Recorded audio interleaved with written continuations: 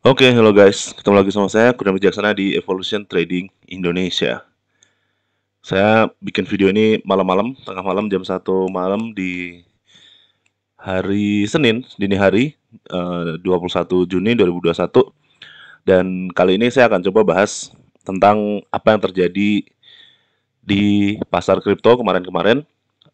Dan saya akan coba analisa ke depannya gimana, dan saya akan coba berikan nanti target tentang kripto-kripto apa yang akan saya coba serok kalau udah waktunya, oke? Sebelum dilanjut, boleh dong di-subscribe YouTube-nya dan follow channel Telegram saya di t.me/evolution_trading. Oke. Teman-teman bisa lihat di sini kita punya chart BTC USDT time frame 1 hari. Lalu di sini saya punya coin market cap. Di sini ada kapitalisasi pasar dari kripto. Teman-teman tahu bahwa Bitcoin dominance masih agak besar ya, masih 40 mau 50% per saya rekam video ini. Tapi perlu dilihat bahwa Bitcoin masih 649 miliar dolar dibanding dengan Ethereum yang nomor 2 aja masih dia nggak nyampe 250 miliar dolar. Berarti Bitcoin masih sekitar 3 kali lipatnya kurang dibanding Ethereum yang nomor 2, belum yang nomor 3, 4, 5, 6, 7. Jadi kita bisa simpulkan masih pergerakan Bitcoin masih sedikit banyak mempengaruhi aset kripto yang lain. Karenanya, mari kita analisis mulai dari Bitcoin dulu, lalu kita lihat juga aset kripto yang lain nanti seperti apa, oke? Oke, saya akan jelaskan dulu kenapa sih kemarin kok tiba-tiba dump. Sebenarnya gini, berarti ini hari ini yang masih dianggap hari Minggu, Sabtu, Jumat, Kamis, Rabu, Selasa gitu ya. 15 Juni. Di sini kita lihat ada pelemahan dari momentum bullish Bitcoin, dia indecisive, lalu dilanjut dengan turun terus. Padahal udah naik. Kalau nggak salah kemarin ini tuh pas Elon Musk nge-tweet apa gitu, dia naik gitu kan. Tapi ternyata nggak kejadian, dan kita bisa lihat ya gitulah. Sebenarnya ini bisa disimpulkan dengan analisa teknikal sederhana. Teman-teman bisa lihat bahwa Bitcoin ini sedang berada di zona antara 30.000 sampai 42.000. Oke, saya gambar nggak terlalu akurat, nggak apa-apa ya. Kurang lebih sinilah ya. Nah, zona-zona ini adalah zona yang krusial. Kenapa? Karena dilihat ini di sini pernah jadi resisten area ini 41.000, 42.000, oke 40 sekian ribu lah ya di sini sudah pernah menjadi resisten, dan si 30.000 sendiri ada support yang kuat. Bisa dilihat ini ada pantulan sini, terus mantul dia mabur. Oke.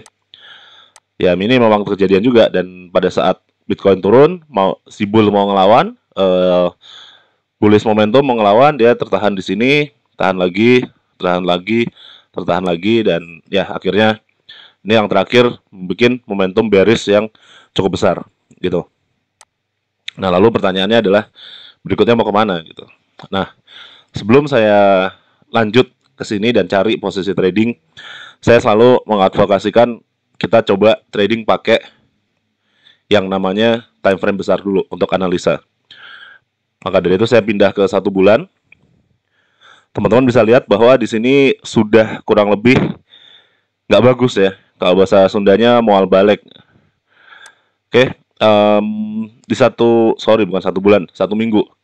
Di 1 minggu bisa dilihat di sini terbentuk support di 45 ribuan. Lalu dia naik lagi dan akhirnya puncak atas di 64, 65 ribu dia berakhir. Bullish momentum berakhir dan akhirnya dia turun, support jebol, dan sekarang masih di gonjang-ganjing di area antara 30.000 sampai 40.000 atau 42.000 yang di daily time frame. Sementara resisten 1 minggu udah fix jebol di sini di 45 ribuan, itu udah susah untuk naikin lagi ibaratnya ya. Emang masih ada kemungkinan, cuman udah susah. Nah, saya akan beritahu di mana saya akan menyerok Bitcoin nanti. Ntar saya hapus dulu biar gampang. Karena dari sini saya udah menganggap bahwa momentum bearish sudah dimulai ya. Kenapa kayak gitu?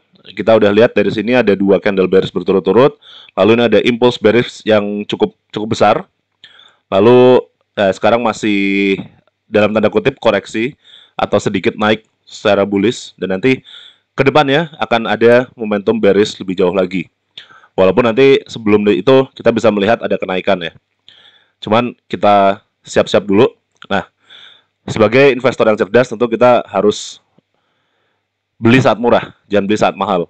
Di sini untuk yang udah beli di agak-agak tinggi ya udah, mau gimana lagi, terserah mau di cut loss atau mau di tahan. Tapi ya ketahuilah mungkin kita nggak akan mendapatkan nggak akan mendapatkan harga tinggi atau ATH baru lagi dalam waktu yang cukup dekat gitu ya. Jadi ya terserah mau ditahan atau mau gimana.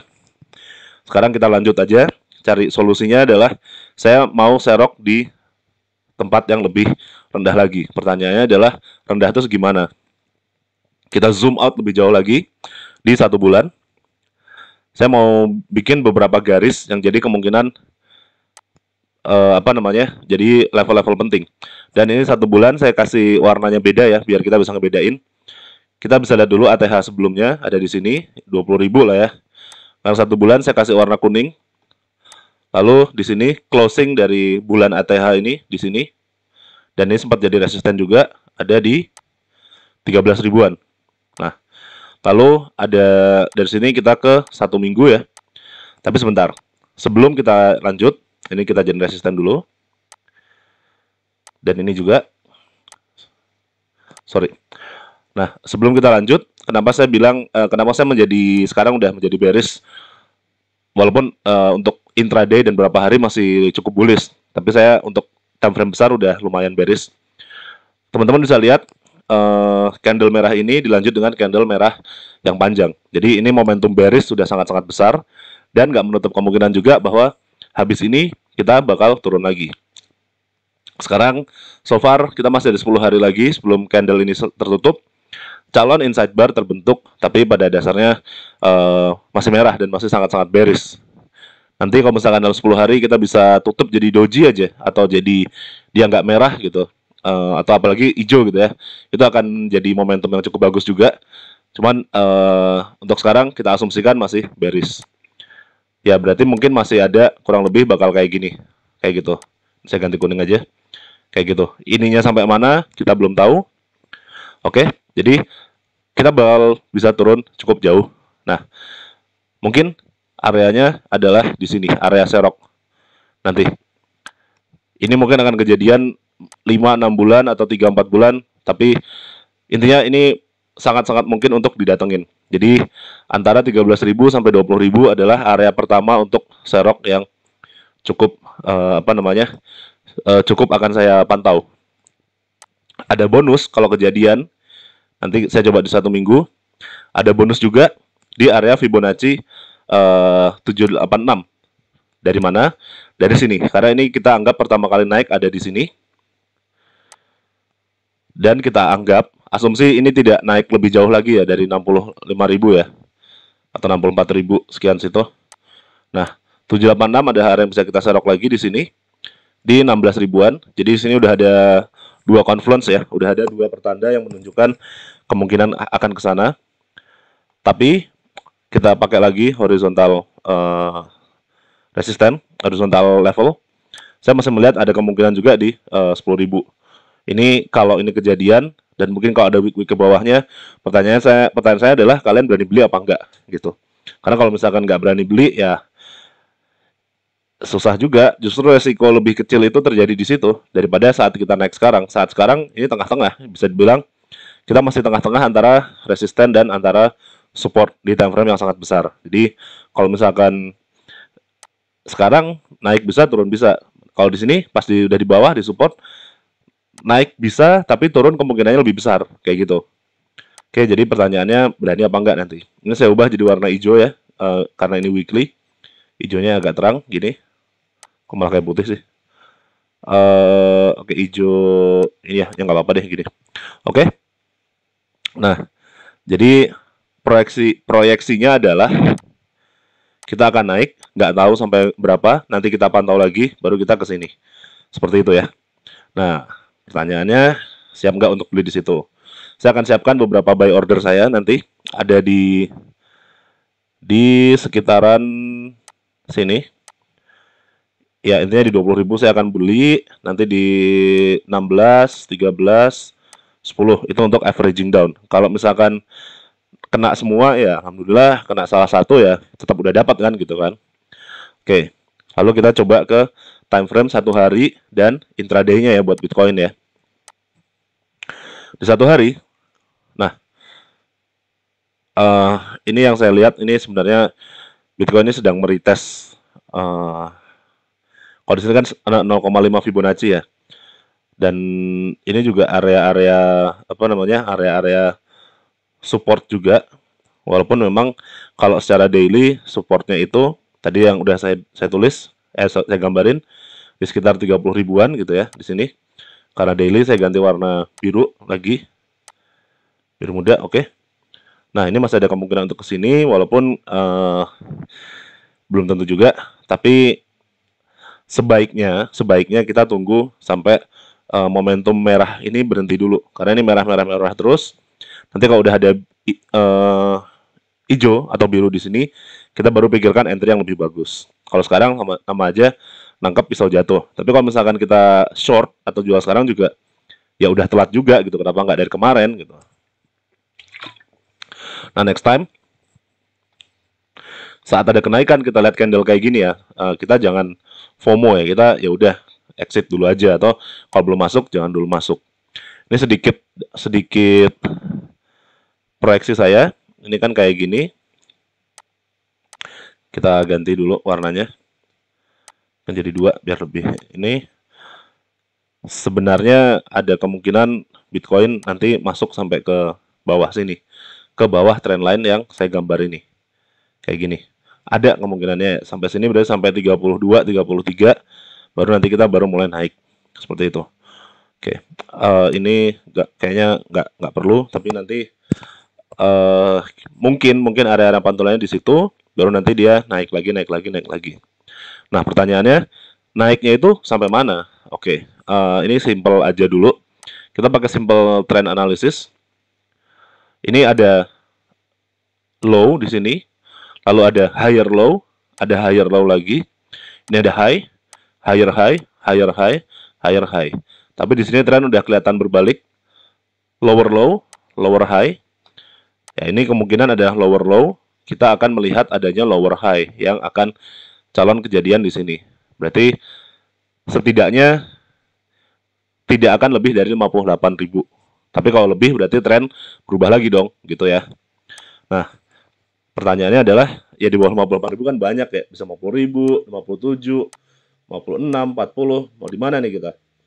Kita bisa coba prediksi pakai beberapa cara, dan nanti kita lihat di daerah mana yang confluence-nya paling banyak. Confluence itu banyak hasil analisis yang dihasilkan dari sinyal yang hasil analisis yang dihasilkan dari analisis yang berbeda tapi hasilnya sama. Kalau kita pakai ini kayak gini, pakai simple trend line dari sini, ya berarti makin lama ini dicapai makin turun. Mungkin kalau dicapainya 1-2 minggu ke depan ya 45 lah. 45, 47 gitu kan. Kalau tiba-tiba ajaib besok naik sampai atas ini ya berarti sampai 50.000. Kayak gitu. Itu pakai trend line. Lalu pakai garis horizontal atau horizontal support. Kita lihat di sini ada support di sini di 45.000. Ini ya. Berarti 45.000 bisa kecapai atau dari sini. Ini adalah support dan ini sedikit-sedikit ada resistance ini, area-area sini. Berarti 45, 49. Oke. Kotak situ bisa kejadian. Oke. Lalu kita juga bisa pakai Fibonacci retracement. Saya asumsikan impuls pertama adalah dari sini. Dia menuju sini. Kita di 618 ya. 618 berarti di sekitaran 50 ribuan. Pertanyaannya emang adalah kejadiannya kapan? Kalau misalkan kejadian dekat-dekat sini, ini menjadi confluence yang bagus sehingga bisa jadi kejadian di 49.000. Tapi ya emang harus ada konfirmasi dulu. Ini baru area-area yang kita proyeksikan. Oke. So, kita lihat juga di time frame yang lebih kecil. Jadi ceritanya adalah kita bakal ke sini. Pertanyaannya adalah satu, kapan kita ke situ? Dua, di sininya ke atasnya sampai sampai mana dan kapan? Seperti itu ya. Nah, kita coba lihat dulu di time frame 4 jam. Nah, di 4 jam sendiri sebenarnya udah ada beberapa tanda-tanda pembalikan. Jadi kalau kita lihat ini kan sideways, kurang lebih sideways yang agak choppy juga. Tapi kalau dari sini simple, di sini udah terbentuk low, di sini terbentuk higher low, yang mana itu ke break lagi. Nah, lalu di sini kita membentuk tren turun, ya kan? Ini ada lower low terus, ya kan? Lower low terus. Nah, nanti mungkin kita bisa masuk saat ini sudah membentuk higher low. Jadi kurang lebih kayak nanti mungkin dia akan gini. Kalau dia ada kayak gini, oke, mungkin kita bisa coba masuk, baik itu spot maupun futures untuk swing trading. Dan nanti mudah-mudahan dia akan seperti itu terus. Seperti itu ya. Oke. Jadi kita tinggal tunggu. Mungkin besok siang atau besok pagi kita bisa lihat seperti apa price actionnya. Tapi so far sih sekarang udah jadi sebuah sinyal bullish yang cukup oke ya, udah cukup fine gitu. Tinggal nanti konfirmasi pertamanya adalah kalau trendline-nya udah ketembus, nanti ya oke, mungkin akan lanjut lagi. Seperti itu. Itu buat Bitcoin, oke. Jadi kesimpulannya adalah proyeksi saya adalah Bitcoin akan ke sini sebelum dia turun lebih jauh lagi ke bawah gitu ya. Nah, kita bisa manfaatin nih, bebas. Mau beli sekarang buat spot gitu kan.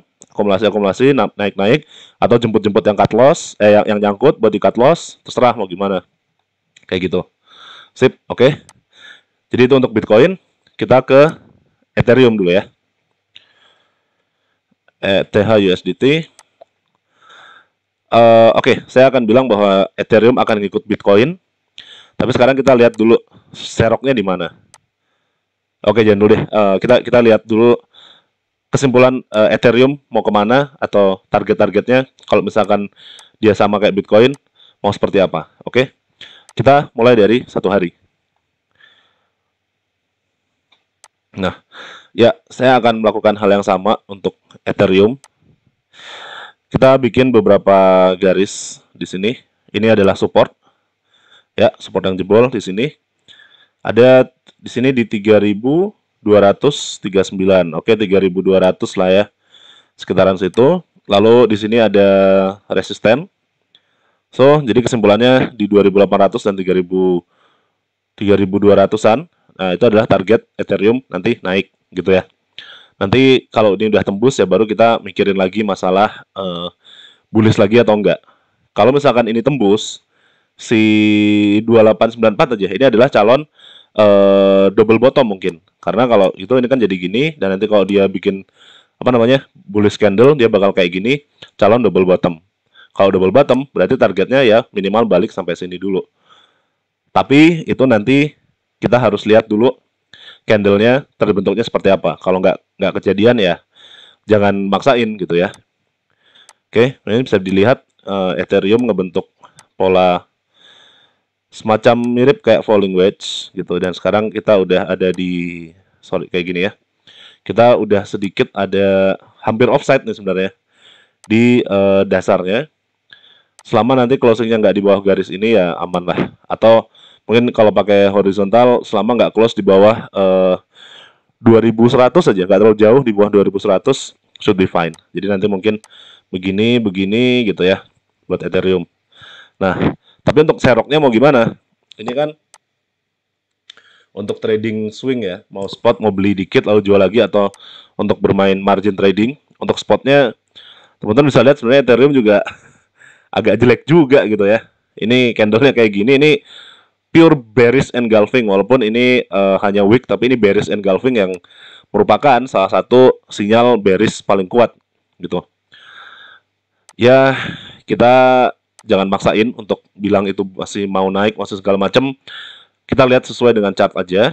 Oke, lalu saya coba bikin level-level lagi di sini. Karena ini 1 bulan, kita kasih warna kuning. Oke. Ya, 1456, 1100 adalah area yang cukup memungkinkan. Tapi kalau saya melihatnya mungkin daerah sini masih bisa dicapai.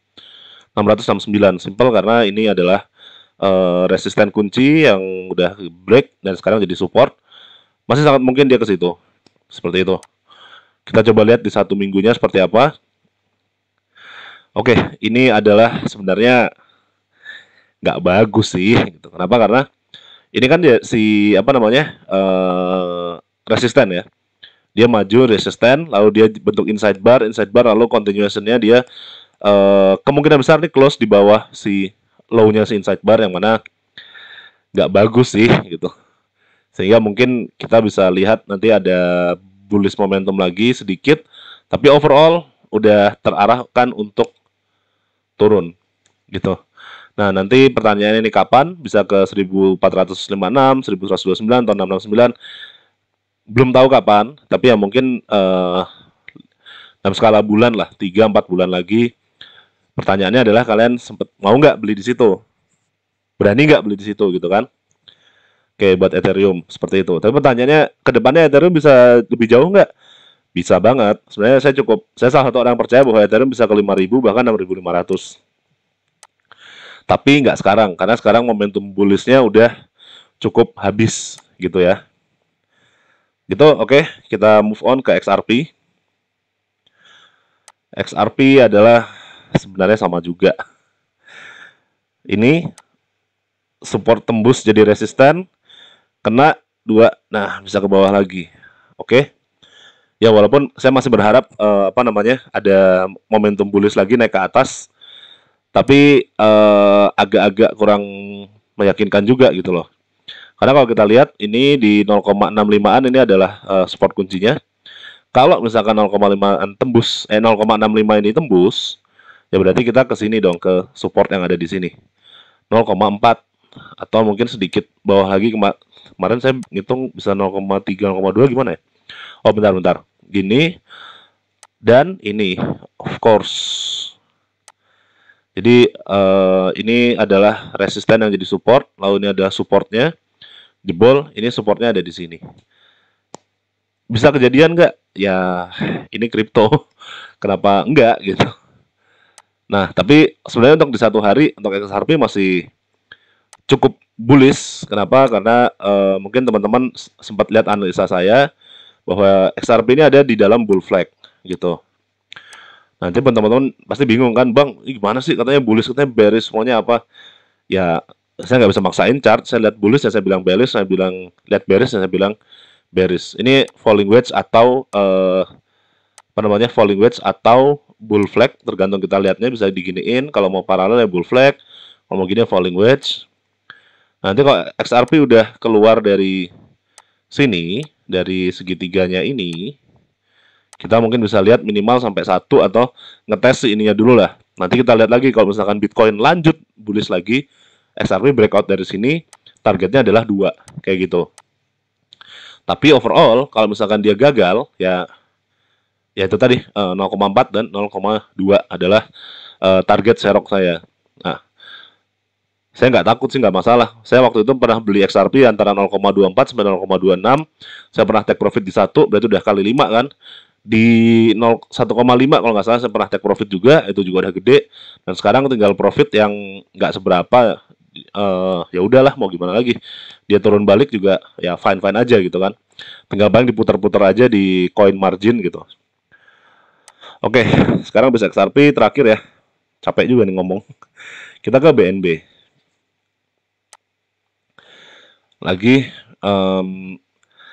di luar struktur yang ada di sini, saya rasa ini BNB memang udah terlalu extend ya. Dia larinya terlalu besar. Jadi saya nggak mau net nakut-nakutin, cuman dia udah keluar dari sini. Kita coba pakai simple horizontal level. Ya, kita punya resisten berikutnya sekitar sini yang apa namanya? Yang menjadi support gitu. Resisten yang ditembus dan menjadi support sekitar sini. Ya, mungkin bisa di sini juga ya kalau kita pakai ini kecil di sini. Tapi kita lihat di sini aja itu 37. Atau kita tarik trend line aja simple dari sini ke sini. ya kan? Ini udah gini. Ini saya yang body to body ya. Lalu dia naik terus, naik terus, naik terus, dah.